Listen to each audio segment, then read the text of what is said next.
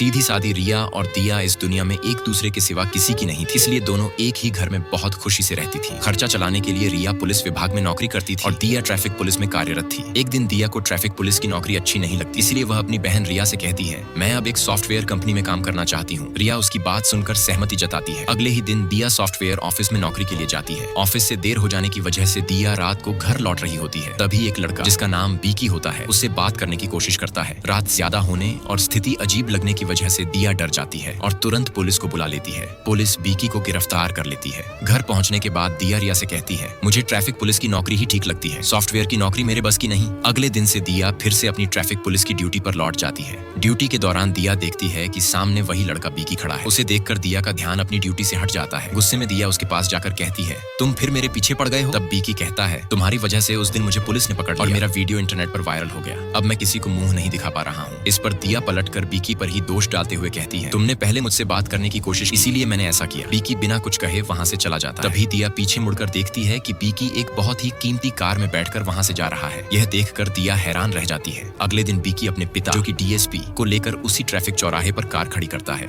दिया तुरंत वहाँ जाकर कार हटाने को कहती है। तभी वह देखती है कि कार से डीएसपी बाहर निकलते हैं और उनके साथ बीकी भी कार में बैठा होता है। यह देखकर दिया घबरा जाती है और बीकी से माफी मांगती है, लेकिन बीकी एक शब्द कहे बिना वहाँ से चला जाता है। नेक्स्ट पार्ट के लिए लाइक और कमेंट करें।